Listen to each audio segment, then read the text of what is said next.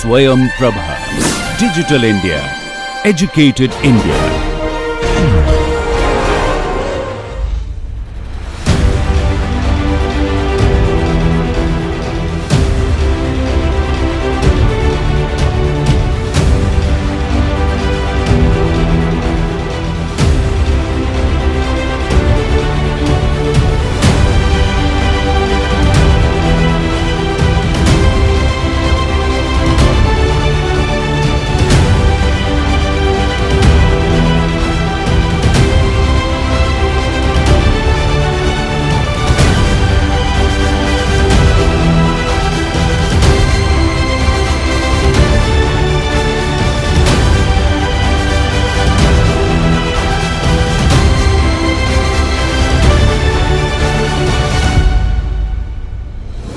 Namaste. Welcome to the fifth session of our course Yoga and Positive Psychology for Managing Career and Life. We started our discussion in the last session about looking at yoga and the yogic tradition from the lens of positive psychology. So, we will continue this discussion. A quick recap of the last session is that we started our conversation on the different aspects of the positivity and human potential in yogic traditions. So, we talked about holistic life goals, diverse pathways, positive behavior, positive characteristics in the last session, where we discussed the positive strengths described in the yogic tradition in the form of Daivi Sampada. In today's session, we are going to look at positive events and positive institutions. So, in the last session, we used this slide while describing the positive behavior, and in this slide you see a figure of a human body with the 100 heads of snake, so 100 hoods.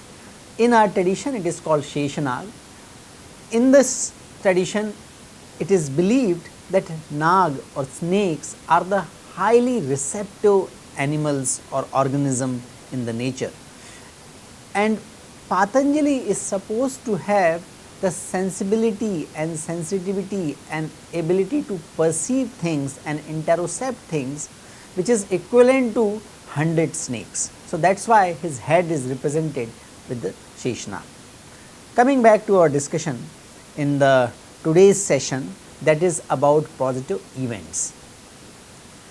We describe two things as positive events mentioned in the yogic tradition.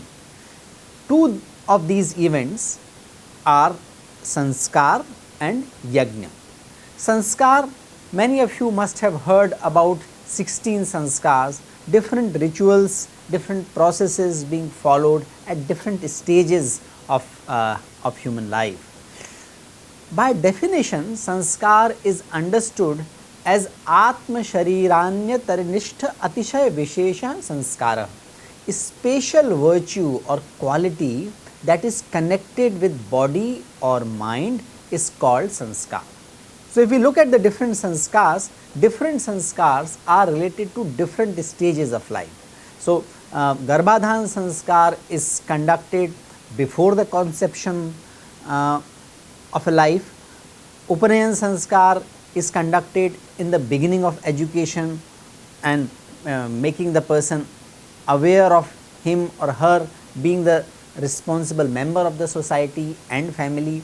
So, like these different sanskars are offered at different stages of life cycle, and these sanskars have very deep psychological and social meaning along with the spiritual sense. So, we are going to discuss these as positive events. So, another very important, or rather you can say pervasive category of positive events is in the yogic tradition called yajna. Yajna is derived from the root word yaj, that means deva puja sangha gati karan daneshu, or that means it includes worship of deities, unity or charity. So, all these aspects are covered in different types of yajnas. let us look at sanskar in little more detail. This is also an overview. We are going to have a complete session on the sanskar, where we will look at the positive psychology and the yogic insights about the managing different stages of human life. So, we are going to have more detailed discussion.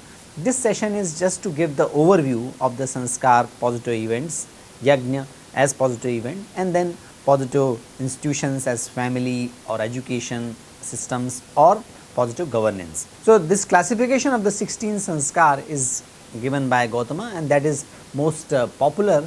However, there are some texts which describe much larger number of sanskars as well. For example, one text, traditional text, describes 42 sanskars, another text describes 30 sanskars. You can know more about it on the website where all these notes are uploaded, called dharmawiki.org. So, in these sanskars, the prenatal sanskars are there. There are some sanskars conducted at the time of childhood. Then there is a group of sanskar which are related to education. Then very important sanskar called marriage or vivaha sanskar, that is conducted when person completes the education and enters into the life of householder. And then the last sanskar is called that Antyeshti sanskar. Garbhadhan sanskar is conducted at the time of conception. Even before the conception, it is conducted for the Varavadhu or conducted for the couple who are going to conceive a child. There is another sanskar which is conducted in the 3rd to 6th month of pregnancy, that is called Pumsavan sanskar. Then the Simantonayan sanskar is conducted before the birth of the child. At the time of the birth, Jatakaram is conducted. After some time, Namakaran is conducted, where name is given to the child. Nishkraman is the occasion of taking child out under the sun, and that is generally conducted after 3 or 4 months of the birth. Annaprashan is generally done in the 6th month of the birth of the child, where first feeding is offered. Chudakaran sanskar is about shaving of head, that is a most important ritual. But there are quite a few other things which go along with the main ritual. Piercing of earlobes is another sanskar, Karnaved sanskar it is called, and that is related to, now it is connected to the health benefits as well as the social benefits. That whole connection is described in a book, the reference of which will come in the later slide. Then there are some educational sanskars. So, these educational sanskars are about Vidyaram, that is the beginning of the learning process. Upanayan, that is sacred thread ceremony, that is the most prominent ritual of that sanskar, and Upanayan is related to that stage of life of the learner, of a child who is entering in the home of the teacher, which used to be called Gurukul. Vedarambha sanskar is beginning of the Vedic study. Keshant sanskar is done in the during the education period.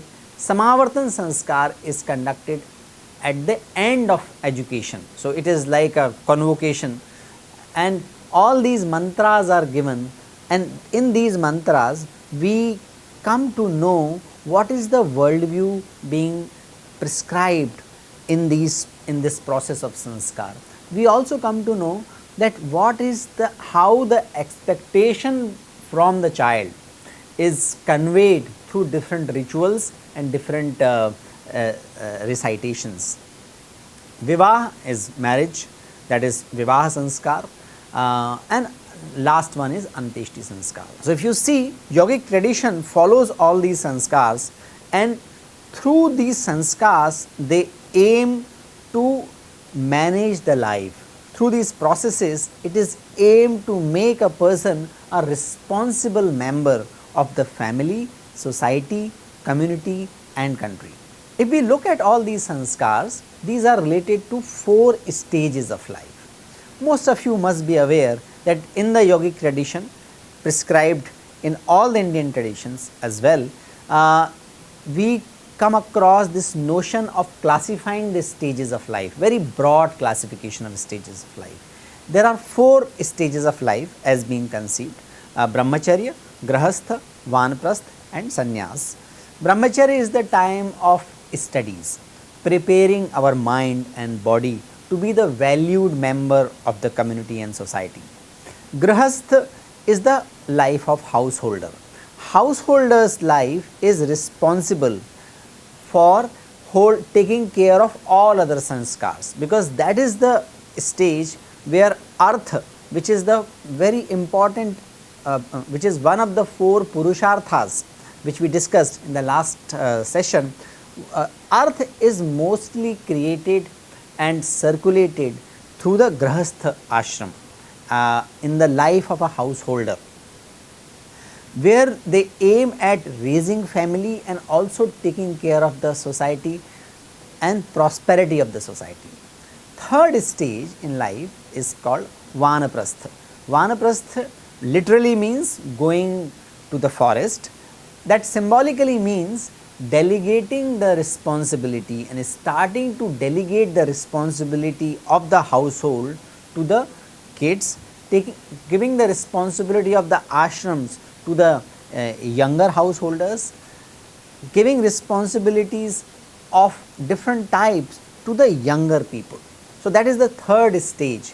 This stage is considered to be active in the society. This is about taking the role of a person who is not only performing duties, but he is or she is also preparing the next generation to perform the duties in the best possible ways. So, that element of dedication, delegation, contributing to society, contributing to the larger system for the benefit and development of its own, not for the personal benefit alone or not only for the benefit of the family.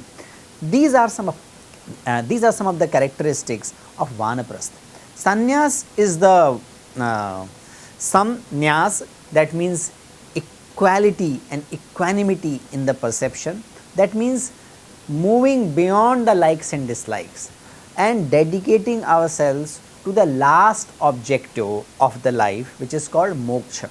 Moksha, we discussed in the last session, that is described or explained in different languages in the different types of yogic tradition. So, Bhakti Yoga describes moksha in certain way, Karma Yoga describes moksha in certain way, Jnana Yoga also describes moksha in certain way, but ultimately the objective of sannyas ashram is to make more concerted and focused effort towards the 4th objective or 4th purushartha of life. If we look at sanskar, the 16 sanskar, the 16 sanskars, these are primarily aligned to the different stages of life, and these sanskars are primarily focused on brahmacharya and grahastha. There are very few sanskars supposed to be conducted for vanaprasthi or sannyasi. Why so? Because by nature, meaning of sanskar is refinement or making things sophisticated. This process is naturally required in the childhood and when person is young. So, if you look at sanskars, they start from the beginning, and beginning meaning even before the conception, the sanskars process start. So, we can take few examples and the detailed discussion, as I said, will be conducted in a session which is primarily focused only on the sanskars as a positive event for managing different stages of life. So, Garbhadhan sanskar, this is performed at the proper time when couple are physically fit and in healthy condition, when they knew each other's heart and had intense desire for possessing a child.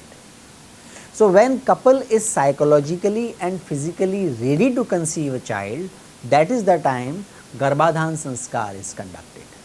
Their whole thought of was to concerted towards the art of procreation, and pure and congenial atmosphere was produced.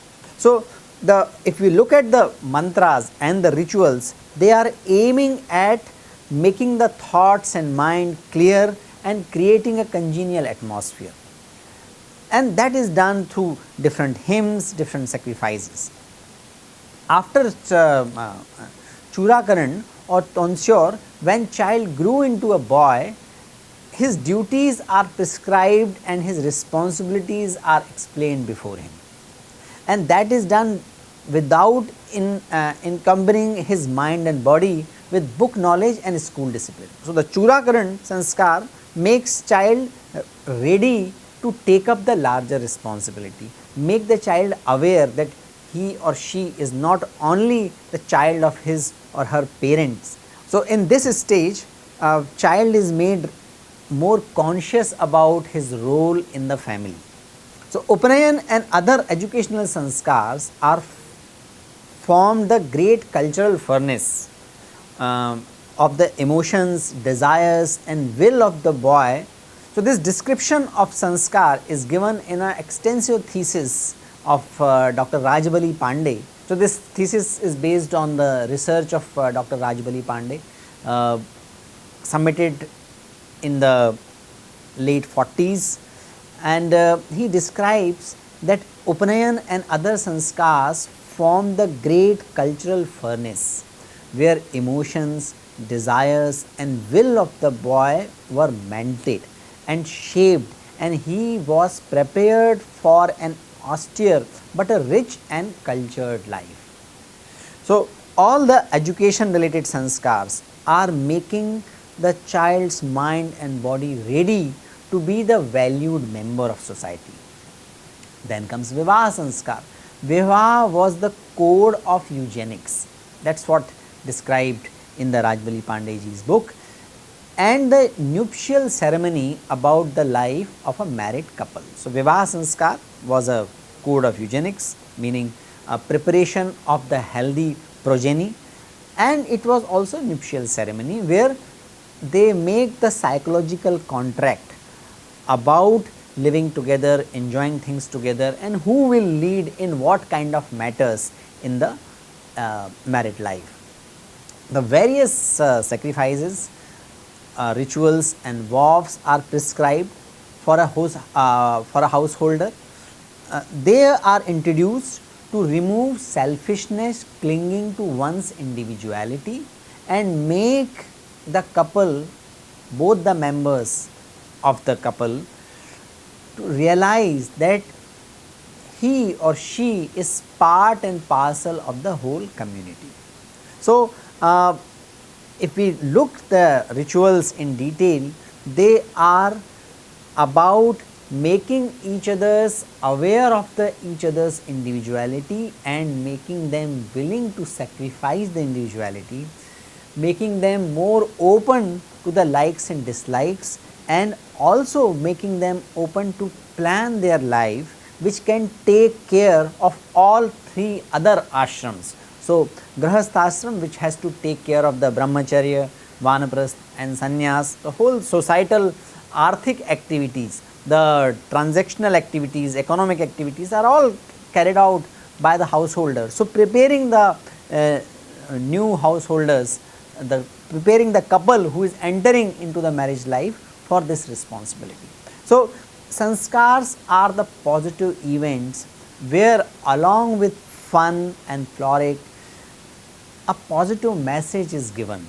That message is given in a very joyful way, and that is also an occasion where whole society is participating in the process. So, as an overview, sanskars have various psychosocial roles. Sanskars are self-expression, they are cultural and social integration mechanism, they have the moral purpose, and they also have a spiritual purpose. The first point is sanskars as self-expression. That means householders perform the sanskar to express their own joy, the felicitations and even sorrow at the various events of life. in the shape of decoration, music, feast present, different rituals. These are expressions of all kinds of emotions, maybe emotions of joy when child is born, and or emotions of grief when antyeshti sanskar is done, when a family member dies. So, in all aspects sanskars are mechanism and ways of self expression. These sanskars have cultural and social integration function as well, because each sanskar had the rituals which involves all sections of society. So, for example, marriage or vivah sanskar cannot be completed without the help of barbers or goldsmith or the ironsmith. Similarly, the Namakaran sanskar cannot be completed without the role of a barber or washerman. So, like these different sections of society had different roles in most of the sanskars, and this provides a mechanism of the integration of the different sections of the society. This also provides the identity to the different sections, and this conveys the message that in the cycle of life all the sections of society are important and inevitable. Sanskars, as I briefly mentioned before, also have moral purpose. So, Gautama, after enumerating 40 sanskars, I mentioned that Gautama's classification also includes very extensive 40 sanskars. After enumerating all these, the hymn uttered by Gautama, meaning 8 good qualities of soul. Those qualities as mercy, forbearance, freedom from envy, purity, calmness, right behavior, and freedom from greed and covetousness. And Angira also mentions in his text that if all sanskars are done and these 8 qualities are not inculcated, then there is no value or meaning of these sanskars. However, if sanskars are not conducted and if somehow these 8 qualities are developed in the human being, that is better than having and that is better than getting conducted all the sanskars. So, there is a consciousness that behind the ritual there is a moral purpose, and conducting certain rituals as described in the different sanskar processes, ultimately the purpose is to make a better human life, more contributing, more harmonious, harmonious within as well as harmonious without, harmonious with the externality, and these messages are conveyed in the sanskars. Sanskars also have spiritual purpose. It was the business of sanskar to make body a valuable possessions.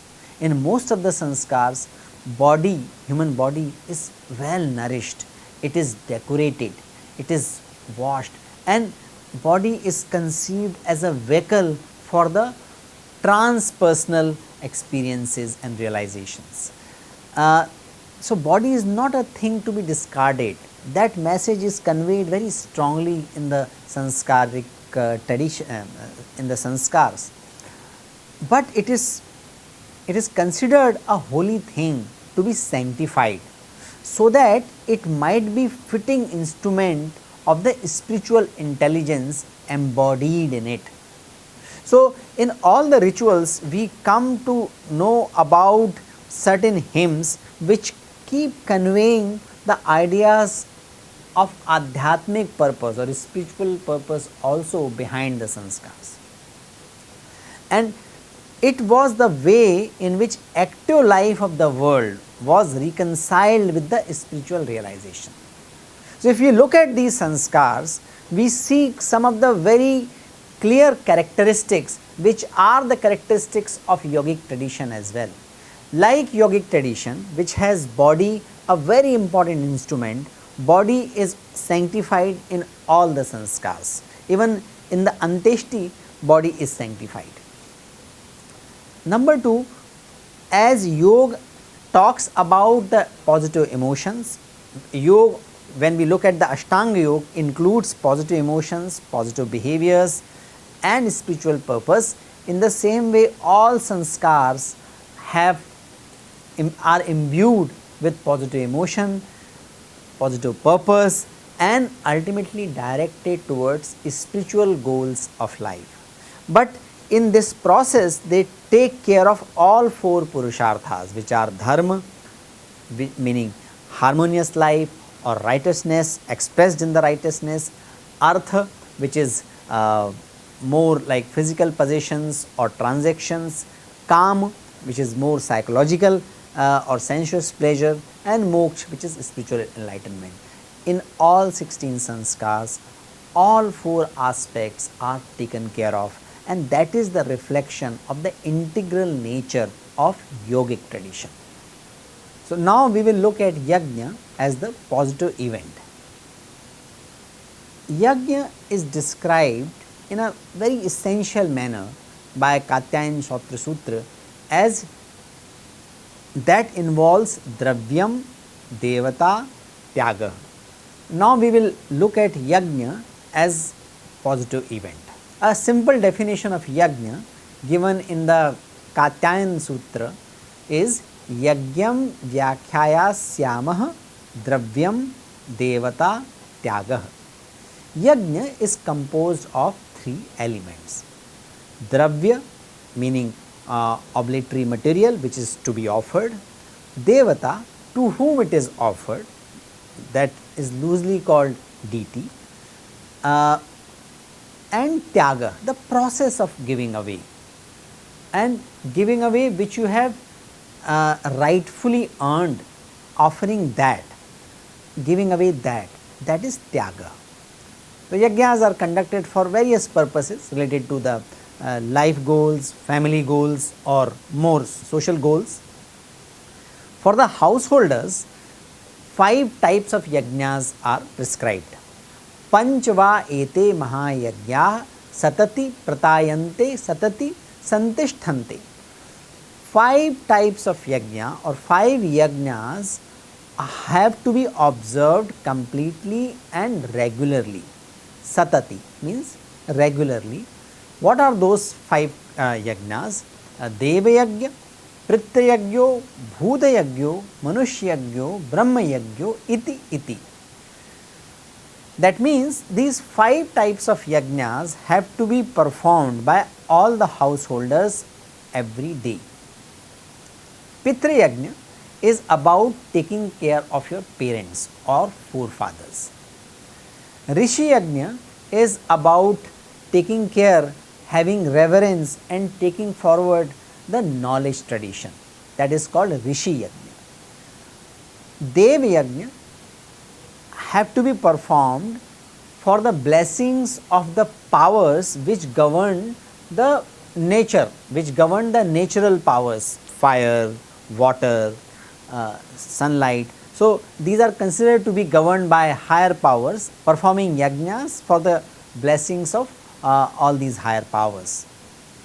Bhuta yajna is taking care of all the animate, that is plants, animals as well as inanimates, which are called Panchabhutas in the day to day life.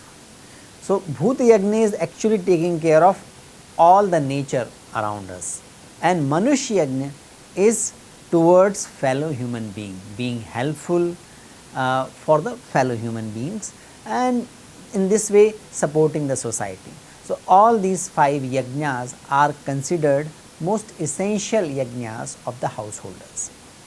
If we look at these 5 yajnas, they reflect 2 things very prominently, and that is why we can very clearly see these being positive events. These 2 elements of yajnas are a systemic understanding of reality and gratitude. Systemic understanding of reality meaning the yajnas are conceived, and particularly these 5 yajnas are conceived based on a very basic tenet that this life form or individual life form is sustained by and nourished by all other life forms. In the Bauddhic tradition, it is called Pratitya Samupadyata, constant co-arising. This is because that is. So, dependence of any life form or my life form on all other life forms, family is dependent. So, this body is dependent on family, family is dependent on community, community is dependent on a larger society is dependent on even larger society, and in this way reality is nothing, life is nothing but a graded expressions of the more and more complexity. So, lower form can be sustained only based on the higher forms. So, that systemic understanding of reality is reflected in yoga. Secondly, there is a sense of gratitude towards parents, teachers, higher powers, all fellow beings and whole of nature.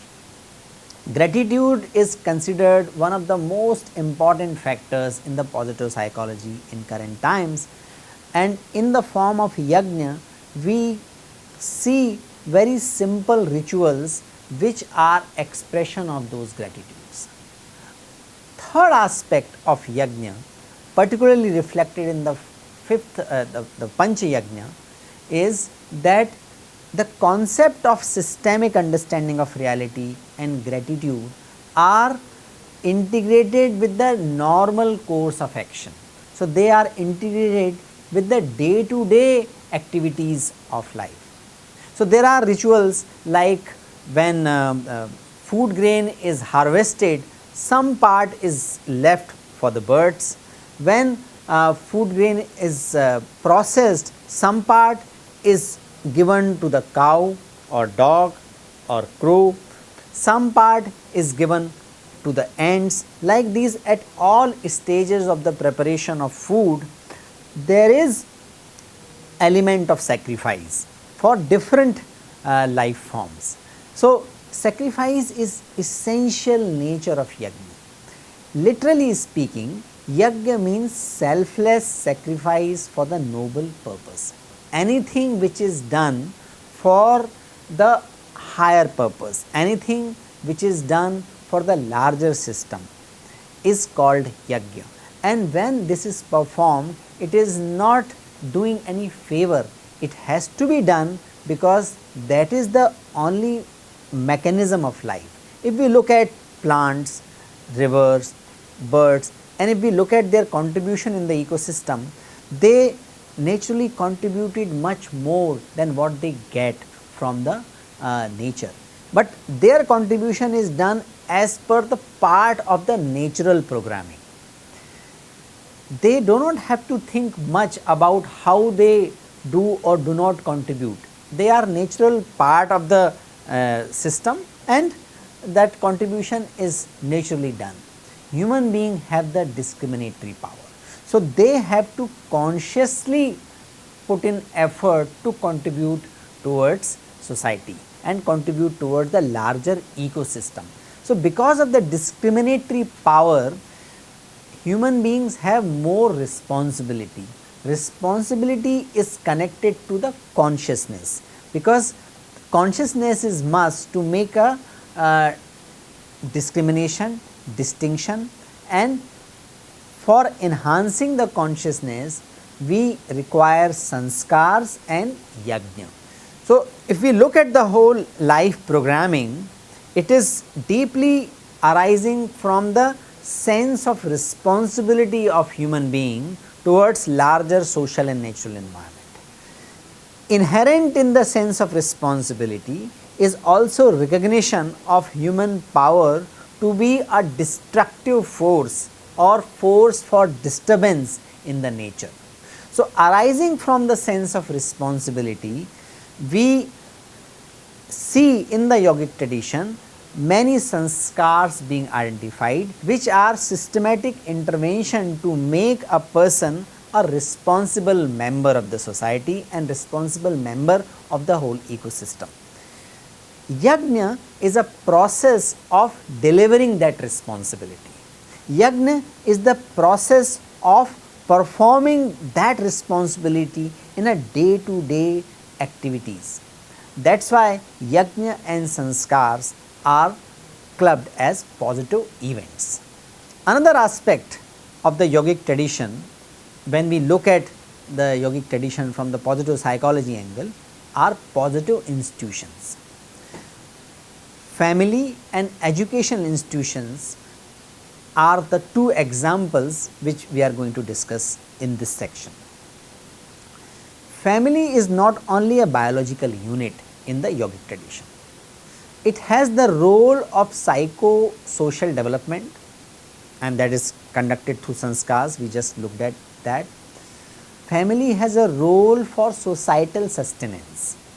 That's why it is considered grahastha ashram, remaining at home. Ashram, which is about remaining at home, established at home. Sthit, grahastha is graha, sthit, established at home, anchored at home. So, grahastha ashram has the responsibility for the societal sustenance, because all three ashrams, whether brahmacharya, vanaprastha and sannyas, they take resources from the grahastha ashram. Family is considered as a spiritual pursuit as well, because human life is considered to have 5 rinas or debts. Debts of rishis, because they provide all the knowledge, that includes language which we are using. Debt of the higher natural powers, because they govern the water, fire, sunlight, so on and so forth. Debt of the parents and forefathers, because they built the family and they nurtured us. Debt of all the natural elements, animate and inanimate. So, that is called bhutarin. And manushyarin, because we are part of the community and we cannot sustain our life without other human beings. So, human life is considered to be having the rinas or debts of all these 5 types. The 5 yajnas or panch mahayajnas we just looked at in the previous slide are the ways to repay the debt, and family is considered as a station or a mechanism through which these 5 rinas or debts can be repaid, and that is why it is a spiritual pursuit. And since artha and kam are valid pursuit of family life, they become the source of the economic activities as well. So, they have economic purpose as well. So, family is not just a biological unit, but it has a socio-psychological, emotional and spiritual aspects to it. Education institution are another type of institutions which can be looked at from the positive lens in the yogic tradition.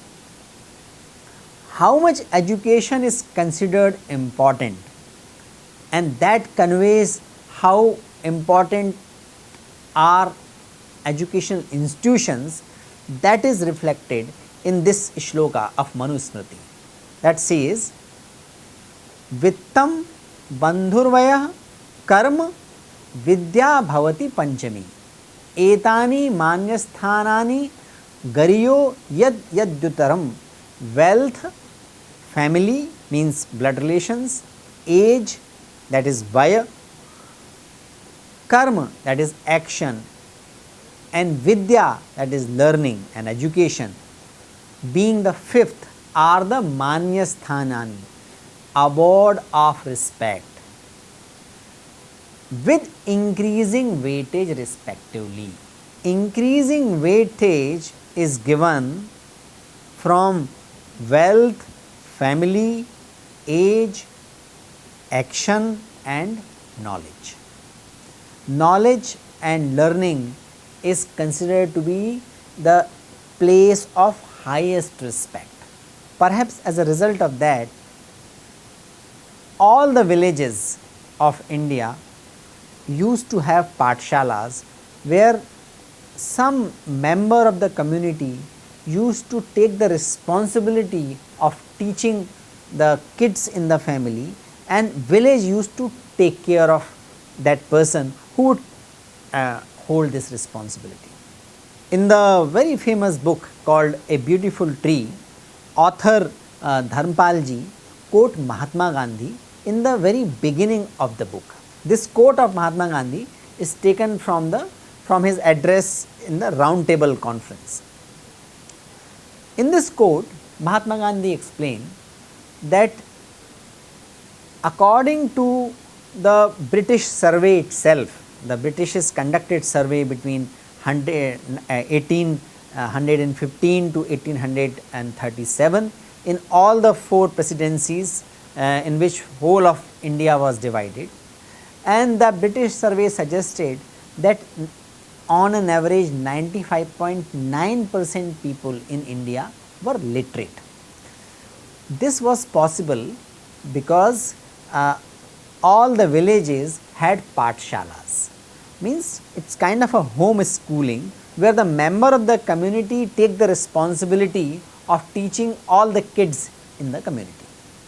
So there was a well oiled machinery working in the Indian society. With the advent of the British Empire, they brought the formal schooling concept, and because of that they made all other schools which did not have the prescribed format as prescribed in the British system, all other educational setting were considered illegal or invalid. And because of that, the whole patshala system of the Indian society were disrupted, and the analogy to this patshala system is a huge banyan tree, and this analogy was given by Mahatma Gandhi, and this was quoted in the book by Dharmpalji, and from this quote itself the title of the book emerges, A Beautiful Tree. So we can see that how Indian society valued and how the yogic tradition valued knowledge and learning, and how well the institutional system was prevailing to hold this knowledge and to perpetuate this knowledge. In another Yajnavalkya Smriti, it is said that gratefulness, free from enmity, intelligence, purity, free of mental and physical disease, not in the habit of fault finding, virtuous, strong and capable, family members, giver of knowledge and giver of wealth, these are the characteristics of a learner. Kritagya droho medhavi, shuchi kalyan shuyaka, adhyapya dharmatah sadhu, shaktapt jnana vittada. That is the characteristic of a member of the society, and objective of education is to make person with these qualities. So we can look at positive institutions in the form of family, and education institution is so very well conceptualized and implemented in the yogic tradition. Now we will look at both of these institutions in little more detail. First, let us look at family. Of all the ashram, this is considered the most important because it supports all other ashrams. It is said that like all creatures live supported by the air, the other ashrams exist supported by the grihastha. Like all the streams and rivers flow to rest in the ocean, all the ashrams flow to rest in the grihastha. And these shlokas are uttered by Shiva himself in one of the texts. If you want to know more about it, you can visit this website which contains all the references which are being quoted here. Brahmachari grihasthascha vanaprastho yatistatha ete grihastha prabhascha tvarah prathagashrama. So it conveys this idea of grahastha being the source and the foundation and the support system of all other ashram.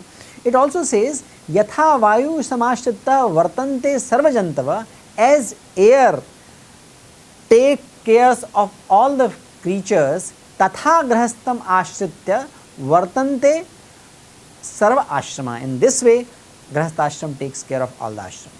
So, greatness of grahastha ashram is described in the conversation between Uma and Shankara himself occurring in the Anushwasana Parv of Mahabharata.